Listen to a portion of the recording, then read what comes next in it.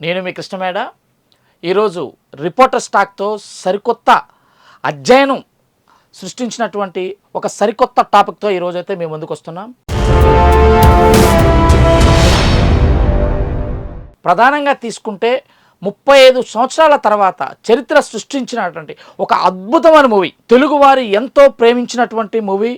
అన్నయ్య మెగాస్టార్ ఒక జగదేక వీరుడిగా, శ్రీదేవి ఒక అతిలోక సుందరిగా ముద్రపడి ఈ రాష్ట్రాలతో కాకుండా తెలుగు రాష్ట్రాల్లో ఒక అద్భుతమైనటువంటి విజయాన్ని చేకూర్చిన సినిమా కాదు, దాదాపుగా రాష్ట్ర వ్యాప్తంగా ఒక్కొక్క థియేటర్లో 200 రోజులు సినిమా ఆడినటువంటి అతి గొప్ప చిత్రం. ప్రస్తుతానికైతే ఆ చిత్రం గురించి ఈరోజు మనతో ఉన్నారు సీనియర్ జర్నలిస్ట్ గారితో చిట్ చాట్ చేయడానికైతే మనం మీ ముందుకు వస్తున్నాం. అలీం గారు ఉన్నారు ఈరోజు మనతో. సార్ నమస్తే. ఈరోజు 35 సంవత్సరాల క్రితం రిలీజ్ అయినటువంటి ఒక గొప్ప సినిమా, ఆ గొప్ప సినిమా మళ్ళీ రిలీజ్ కూడా ఆ రోజైతే ఎంతైతే ప్రేక్షకాదరణ పొందిందో సేమ్ అదే ప్రేక్షకాదరణతో ఈరోజు మళ్ళీ సినిమా అంత అద్భుతంగా ఈరోజు అన్ని థియేటర్లో ఈరోజు ప్రదర్శించబడుతుంది. అసలు ఎలా చూడాలి, ఏంటి ఈ సినిమాకున్న క్రేజ్ ఏంటంటారు? అంటే సినిమాకున్న క్రేజు, గొప్ప సినిమా అనే అంశాన్ని మనం పక్కన పెడితే నిజంగా అదొక అద్భుత ప్రపంచంలాగా చిరంజీవిని ప్రజెంటేషన్ చేసిన దర్శకేంద్రుడు రాఘవేంద్ర ప్రతిభ చూస్తే మనకు నిజంగా ఆశ్చర్యం కలుగుద్ది. మొత్తమే కూడాను గతంలో ఏదైతే నేను 94 10th క్లాస్ బ్యాచ్, నేను ఈ సినిమా 90లో రిలీజ్ అయింది, అంతే కదా, 1990లో రిలీజ్ అవ్వడం జరిగింది. ఆ 90 నుంచి కూడాను ఆ సినిమా సంబంధించి కూడా మేమంతా చిన్నపిల్లలుగా ఉండేవాళ్ళం. గుడివాడ, కృష్ణా జిల్లా గుడివాడ శ్రీ వెంకటేశ్వర థియేటర్లో సినిమా రిలీజ్ అయింది. రిలీజ్ అయిన రోజే భీకరమైన గాలి, వాన, వర్షం, మరో పక్కన ప్రజలు కూడా భయపడిపోయే పరిస్థితి ఉంది. అప్పట్లో మీకు సినిమా హాల్ చూసినట్లయితే పైన రేకులు, ఐరన్ రేకులు ఉండేవి. సినిమా హాలు బస్టాండ్ ముందు ఉండేది గుడివాడ వెంకటేశ్వర థియేటర్. అది చాలా ఎత్తుగా ఉండేది. ఆ పైన రేకులు ఎగిరిపోయే పరిస్థితి కూడా ఉన్న నేపథ్యంలో సినిమా ఆపేస్తారని అనుకున్నారు. పవర్ కట్ ఉంది, ఎక్కడా కూడా ఎవరు నడవలేని పరిస్థితులు ఉన్నాయి. మరోపక్కన అదే సీజన్లో మనంతో ఇష్టపడే మామిడికాయ పంటలు కూడాను చేతి నిండా వచ్చాయి. గుడివాడలో మార్కెట్ కూడాను మామిడికాయలు పెద్ద ఎత్తున అక్కడి నుంచి వచ్చి అమ్ముకునే వాళ్ళందరూ. అటువంటి పరిస్థితుల్లో సమ్మరు, మే నెల అవ్వటము ఈ సినిమా మీద చాలామంది హోప్స్ పెట్టుకున్నారు. చిరంజీవి ఫ్యాన్స్ అంతకుముందు సినిమా ఫస్ట్ బాక్స్ రాగానే ఎవరైతే ఒక అభిమానులు ఉన్నారో గప్పుకుని వెళ్ళి బ్లేడ్తో, మీరు గమనించారో లేదో, అంతకుముందు సినిమా రాగానే బాక్స్ రక్తంతో తీసి అంటించేవాడు. ఇంకా ఎంత పిచ్చి అంటే ఫస్ట్ కౌంటర్లో టికెట్లు మన కౌంటర్లో చేయి పెడితే చేయి నరికేస్తారు, ఆ బ్లడ్ రక్తదానం చేయాలని చెప్పి కూడాను ఒక రకంగా ఒక భయం ఉండేది చిన్నప్పుడు ఆ పరిస్థితులు.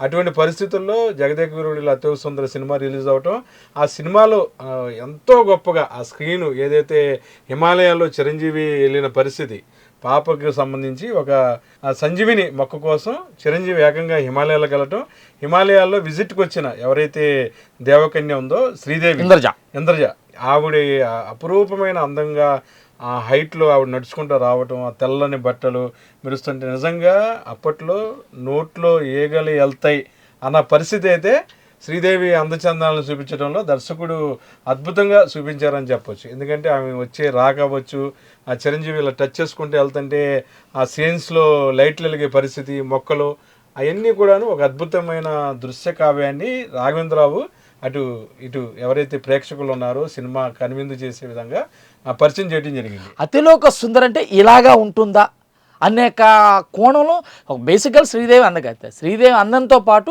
రాఘవేంద్ర గారు చూపించినటువంటి ఆయన స్టైల్లో చూపించిన అందం ఇస్ డిఫరెంట్.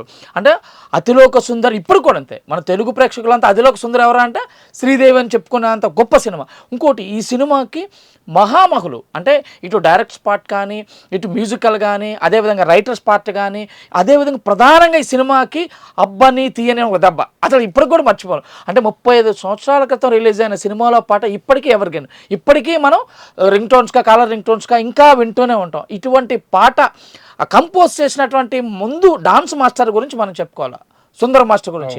అసలు ఏంటి, అసలు ఆయన ఒక ప్రాణం పెట్టి చేసినట్లు అసలు చిరంజీవి గారికి అసలు ఆ స్టెప్పులు ఆహా ఈ రోజు కూడా అద్భుతంగా ఉంటాయి. అసలు ఎలా చూడాలంటారు? అంటే మొత్తమే కూడా మీరు అన్నట్టు రాఘవేంద్రరావు రసికరాజు, అంటే మేమందరం ముద్దుగా రసికరాజు అని పిలుచుకునే వాళ్ళం. ఎందుకంటే సినిమా హీరోయిన్స్ అందంగా తీయటం, వాళ్ళ బొడ్డు అందాలను కూడా చూపించడం, ఇవన్నీ కూడాను చాలా గ్లామరస్గా సినిమాలను ఆయన తీసేవాళ్ళు. అలాగే అంతకుముందు రాఘవేంద్రరావు సంబంధించి సినిమాలన్నీ కూడా అట్రప్లాప్ అయి ఉండటం, ఆయనకి ఎవరు అవకాశం ఎవరు, ఆయనతో ఒక మెగాస్టార్ లాంటి చిరంజీవి లాంటి సినీ హీరోతో సినిమా చేయాలంటే ఇటువంటి ఇబ్బందులు ఉంటాయనే పరిస్థితి కూడా ఉంది. అశ్విని దత్ గారు అయితే 1-2 సార్లు ఏదైతే ఎకనామిక్గా ఆలోచించడం, ఈ సినిమా ఆడదో కూడాను చెప్పే దమ్మున్న ప్రొడ్యూసరు అశ్విని దత్ గారు. ఏదైతే వైజయంతి మూవీకి సంబంధించి సినిమాలన్నీ కూడా ఆయన అంచనా వేయటం, ఆ సినిమా ఆడుద్దా లేదా, ఆ సినిమాలో ఆ సన్నివేశం ఉంటే ఎలా ఉంటుంది అనేది కూడాను ఆయన మంచిగా, అంటే డైరెక్టర్ల కంటే ఎక్కువ కూడాను క్యాలిక్యులేట్ చేసే వ్యక్తిగా కూడా ఆయన పేరుంది. ఈ నేపథ్యంలో వీళ్ళిద్దరు కాంబినేషను సినిమా ఎలా ఉండాలి, ముందుగా ఈ సినిమా సంబంధించి రోదసీలోకి ఒక వ్యక్తిని పంపించి అక్కడ కొన్ని కోట్ల రూపాయలు ఇస్తారు, రోదస్లో మీరు కొన్నాళ్ళు ఉండాలని చెప్పి కూడా ఒక పిక్చర్ సంబంధించి డిజైన్ చేసుకోవడం జరిగింది. అయితే దాన్ని మార్చి రోదసి అంటే బాగా ఎక్కువ ఖర్చు అవుద్ది, ర్యాకెట్లో ఇన్వెస్ట్ చేయాలి, దీనికి సంబంధించిన ఎఫెక్ట్ వాడాలి, ఇవన్నీ ఉంటుంది. కాబట్టి అలా కాకుండా ఎవరైతే అమ్మాయి చనిపోయిందో అమ్మాయికి ముందు కోసం సంజీవిని కొరకు హిమాలయాలు వెళ్ళినట్టు కూడాను చూపించటం, ఆటోమేటిక్గా చిరంజీవి గారు అనగానే ఆంజనేయ స్వామి భక్తుడు, ఆయన కోసం ఒక పాట క్రియేషన్ చేయటం, జై చిరంజీవి అనే పాటలు, ఇవన్నీ కూడాను ఒక ఫ్యాంటసీ మూవీ, సోషల్ ఫ్యాంటసీ లాగా ఉంటుంది. మరి పక్కన అమరీష్ పూరి అద్భుతమైన నటన, ఏ బాలిక అంటాం ఆయన రావటం, తర్వాత దానికి సంబంధించి ఒక దారానికి పుర్రె ఒకటి కట్టుకుని దాన్ని ఇలా ఊపటం, అలాగే శ్రీదేవి అమాయకత్వం, ఆమె అమాయకత్వంతో పాటు ఆయన మరింత అందంగా శ్రీదేవిని చూపించిన విధానం చాలా నిజంగా అద్భుతం అని చెప్పొచ్చు. ఇవాళకి శ్రీదేవి చనిపోయి ఉన్నా సరే ఆమెను ఆరాధించేవాళ్ళు, అభిమానించేవాళ్ళు, ఆమె హైట్ కానీ, ఆమె అందచందలు కానీ, ఆమె వాయిస్ కానీ. చిరంజీవిది ఒక మేనరిజం, అబ్బని తీయని దెబ్బ అనే పాటలో చిరంజీవి ఒక రకంగా స్టైల్గా నడిస్తే, ఇలా కొట్టిన సందర్భంలో కానీ అది కానీ ఆహోభావాలు, నిజంగా శ్రీదేవి నటన మటుకి నిజంగా అద్భుతం అని చెప్పచ్చు. మీకు గుర్తుందో లేదో, అప్పట్లో ఎవరైతే మెగాస్టార్ చిరంజీవి కాస్ట్యూమ్స్ ఉన్నాయో అవి కూడా సూపర్ డూపర్గా పాపులర్. ఆ రోజుల్లో అది బ్యాగీ స్టైల్. అంటే ఇంకోటి పాటలు ఆ రోజుల్లో సినిమా ఒక ఎత్తు, చిరంజీవి తర్వాత అంటే చిరంజీవి అంటే పాటలు, అద్భుతమైనటువంటి డాన్సు, ఇట్లాగంటే ఆ మెగాస్టార్ అంటేనే ఒక ఊపు, ఒక వైబ్రేషన్ ఉంటుంది. ఎస్, చిన్న అన్నయ్య సినిమా అంటే ఒక వైబ్రేషన్ ఉంటుంది. అటువంటి వైబ్రేషన్ అన్నయ్యతో అసలు ఇండస్ట్రీ అంటే తెలుగు ఇండస్ట్రీని, ఇటు బాలీవుడ్ ఇండస్ట్రీని ఊపు ఊపేసినటువంటి అందచందాలే కాదు, మహా అద్భుతమైనటువంటి డాన్సరు. అటువంటి శ్రీదేవి చిరంజీవి అన్నయ్య పక్కన వేయటం చూస్తే అసలు కన్నులు పండగగా అనిపించింది.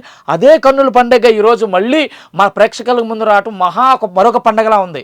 అదే కాకుండా ఈ సినిమాకి ఆ పాట ఏదైతే అబ్బని తీయని దెబ్బన పాటని దాదాపు 3 గంటల్లో దాన్ని రచయితలు రాయటము, మ్యూజిక్ డైరెక్టరు ప్లస్ రచయితలు కూర్చోవటము, దాన్ని కూర్పు చేయటము, ఇవన్నీ దీంతోపాటు సినిమా మొత్తానికి దాదాపు 27 మంది రైటర్లు పాల్గొనటం. అసలు దీనికి ఏంటి అంటే చాలా గొప్ప విషయం ఏంటంటే జంజాల గారు కూడాను ఏదైతే స్క్రీన్ ప్లే సంబంధించిన డైరెక్షన్ చేయటం, స్క్రిప్ట్లో మార్పులు చేయటం, ఆ స్టైల్లో కూడాను కొన్ని జోకులు, మానవ నువ్వు ఇక మారవా అంటాం, ఇవన్నీ. తర్వాత అరే మాలోకం ఎక్కడికి వెళ్ళిపోయావురా గురువుగారు, భూలోక అంచుల ఆ పైనుంచి దూకారా చచ్చిపోతామని, ఇవన్నీ కూడా కామెడీగా అప్పట్లోనే ఏదైతే జుగుస్పార్గం అనేది ఎక్కడాను తావు లేకుండా ఒక మంచి కామెడీని అందులో మొత్తం కూడాను సినిమాలో చూపించడం జరిగింది. అలాగే శ్రీదేవి ఒక దేవకన్య, ఆమెకి ఇబ్బంది వచ్చి ఎవరైతే అమరీష్ పూరి లాంటి వ్యక్తి ఆమెని కిడ్నాప్ చేసినప్పుడు, ఆమెను తీసుకెళ్లేటప్పుడు ఈవిడ వల్ల ఇబ్బందులు పడుతున్నాము, ఈవిడ వల్ల ఏదో శని లాగా ఉందని చెప్పి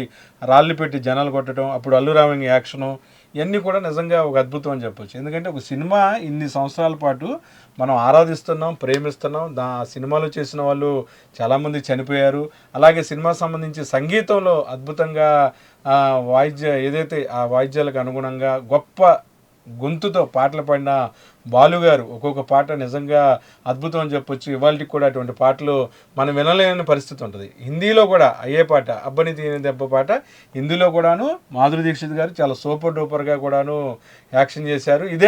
ఇదే డైరెక్షను, ఇదే స్టైలు, ఇదే డ్యాన్సు, ఎర్ర షర్టు వైట్ ప్యాంటు, ఈవిడ ఎర్రచీర, అది రావటం, ఆ వాటర్ కంటెంట్ నడుచుకుంటూ రావటం, ఆ ఫీలింగ్స్, ఆ ఊటీ ఆ ప్రాంతాల్లో తీసిన మూవీ నిజంగా అంటే ఒక అందాన్ని ఆస్వాదించడం, మ్యూజిక్ లవర్స్కి వీళ్ళందరూ కూడాను చాలా అద్భుతమైన సినిమా అని చెప్పొచ్చు. నిజంగా వైజయంతి మూవీస్లో అశ్విని దత్ గారు ఏదైతే నిర్మాణ సంస్థ ఉందో చాలా అద్భుతంగా సినిమాలు నిర్మిస్తారు. అయితే ఆ సినిమాలు నిర్మించేటప్పుడు కూడాను 1-2 సార్లు ఆయనే దానికి సంబంధించి క్యాల్కులేట్ చేయటం, సినిమా ఎలా ఉంటుందని చెప్పడం, దాని పూర్వపురాలు పరిశీలించడం, ఆ డైరెక్షన్లో కూడాను ఇన్వాల్వ్ కాకపోయినా సరే ఫస్ట్ ప్రివ్యూలోనే ఆయన ఏమన్నా సినిమా తీసుకెళ్తే ఆ సినిమా ఆడుద్దా లేదో కూడా చెప్పేస్తారంట.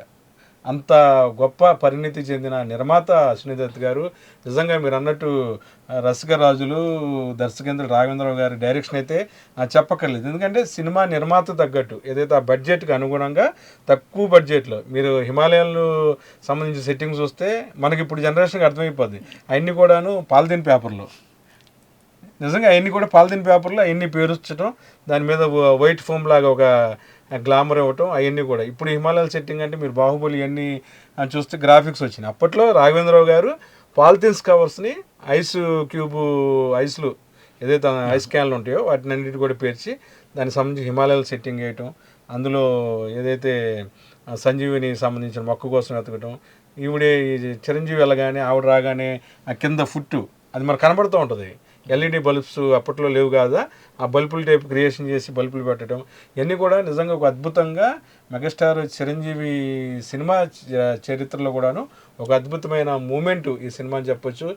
మనం అందరం కూడా సంతోషపడాల్సిన విషయం ఏంటంటే మన ఛానల్ లాంచ్ చేసింది కూడాను గౌరవనీయులు మెగాస్టార్ చిరంజీవి గారు. కాబట్టి ఈ ఈవెంట్ మనకు కూడా నిజంగా ఒక దీంట్లో ప్రధానంగా ఏంటంటే అప్పుడు ఆ సినిమా 90sలో రిలీజ్ అయినప్పుడు పెద్దవాళ్ళు అంటే మనకన్నా మన పెద్దవాళ్ళు సినిమా చూసి వచ్చారు. ఆ సందర్భంలో ఇప్పుడు అంటే వాళ్ళ పిల్లలు అంటే ఆ సందర్భంలో కొంతమంది గర్భంతో ఉన్న వెళ్ళిన వాళ్ళు, చిన్నపిల్లలతో సినిమాలు చూసి వచ్చిన వాళ్ళు, ఇప్పుడు అదే పిల్లలు పెరిగి పెద్ద అయ్యి ఆ సినిమాని మళ్ళీ అదే తల్లిదండ్రులతో ఈరోజు చూస్తాను సినిమా రావడం చాలా ఆనందంగా ఉందని ఎక్స్ప్రెస్ చేస్తున్నారు. అదే కాకుండా విజయవాడ అప్సరా లాంటి థియేటర్లో దాదాపు 200 రోజులు ఆడిన సినిమా ఆ రోజులు ఆడితే ఈ రోజులు కూడా 100 రోజులు ఆడుతుందని చెప్పి ఈరోజు ఆ చిరంజీవి అభిమానులు చెప్తాము చూస్తుంటే ఏమనిపిస్తుంది మీకు? అసలు నిజంగా అవన్నీ కూడాను మ్యూజిక్ అనేది సంగీతము దీనికి సంబంధించిన మ్యూజిక్ అనేది సజీవంగా ఉంటుంది. ఎన్ని సంవత్సరాలైనా సరే ఒక పాట ఇప్పటికి కూడాను 16 ఏళ్ళ వయసులో శ్రీదేవి పాట విన్నా రాఘవేంద్రరావు గారిది, తర్వాత అగ్నిపర్వతంలో కృష్ణాకి సంబంధించిన పాటలు విన్నా, సింహస్వప్నంలో చిరంజీవి సంబంధించి కృష్ణాకి సంబంధించిన పాటలు, ఇవన్నీ కూడా మ్యూజిక్ లవర్స్ ఎంతో ఆరాధిస్తారు. అలాగే ఇందులో మ్యూజిక్తో పాటు మూవీ బాగుండటం, మూవీలో ఉన్న యాక్టర్లు పోటాపోటీగా రామిరెడ్డి బట్టతలు వేసుకుని ఆయన ఆహాభావాలు, ఆయన అల్లు రామలింగ్ గారు, అలాగే అమరీష్ పూరి గొప్ప నటుడు, ఆయన ఏ బాలిక అని దడిపించే మూమెంట్స్, తర్వాత అందులో ఉన్న కామెడీ యాక్టర్లు పోటీలు పడి పనిచేశారు. ఇప్పుడు అందులో చేసిన జూనియర్స్ అందరూ కూడాను సినిమా హీరోయిన్లు అయ్యారు, శాలిని కానీ వాళ్ళందరూ కానీ. ఇదంతా కూడా నిజంగా ఒక అద్భుత కావ్యం జగదేగురుడిలో అతి సుందరం అని చెప్పొచ్చు. ప్రత్యేకించి మెగానేను ప్రేక్షకుల కోసం మెగానేను ఏదైతే ఛానల్ సంబంధించి కూడాను గౌరవనీయులు మెగాస్టార్ చిరంజీవి గారు ప్రారంభించిన సందర్భంగా 30 సంవత్సరాలు జగదేగురుడిలో అతిలోక సుందరి పండుగను మెగానేను కూడాను సగర్వంగా జరుపుకుంటుంది. మెగానేన్ తరపు నుంచి కూడాను వైజయంతి మూవీస్ సంస్థ నిర్మించిన ఏదైతే జగదేగురుడు అతిలోక సుందరి సినిమా ఉందో దానికి పెద్ద ఎత్తున కూడాను ఉదయం నుంచి మేము కూడా వేడుకలు జరుపుకుంటున్నాం. ఎందుకంటే మెగా9 టీవీకిను గౌరవనీయులు మెగాస్టార్ చిరంజీవి గారికి కూడాను ప్రత్యేకమైన సంబంధం ఉంది. ఈ ఛానల్ లాంచింగ్ చేసింది కూడాను మెగాస్టార్ చిరంజీవి గారు. అందుకని 35 years పండుగలో మేము కూడా భాగస్వామ్యం అవుతున్నాము. మెగాస్టార్ చిరంజీవి గారికి మరొకసారి మెగా9 తరపున, మా టీం తరపున, మా యాజమాన్యం తరపున కూడాను శుభాకాంక్షలు తెలియజేస్తున్నాము. చూశారు కదా, ఏదైతే ఈరోజు 35 సంవత్సరాల క్రితం రిలీజ్ అయిన సినిమా మళ్ళీ ప్రభంజనం సృష్టించడమే కాదు, అభిమానులకి మరి సరికొత్తగా ఈరోజు ప్రజెంటేషన్ చేయటము, అన్నయ్యని మరొక్కసారి మళ్ళీ ఆ వయసు అన్నయ్యని మెగాస్టార్ గారిని ఈరోజు చూడటం చాలా కనుల పండగగా ఉంది. ఆ కనుల పండగ ఆ దృశ్య కావ్యాన్ని మన సీనియర్ జర్నలిస్ట్ అలీం గారు నోట వెంట రావటం మహా అద్భుతంగా ఉంది. ఇది రిపోర్టర్ స్టాక్లోని ప్రస్తుతం ఉన్నటువంటి తాజా పరిస్థితి. మళ్ళీ మరొక కొత్త టాపిక్తో కలుద్దాం. అప్పటి వరకు చూస్తూనే మెగా9. మీ కృష్ణమేడ సైనింగ్ ఆఫ్.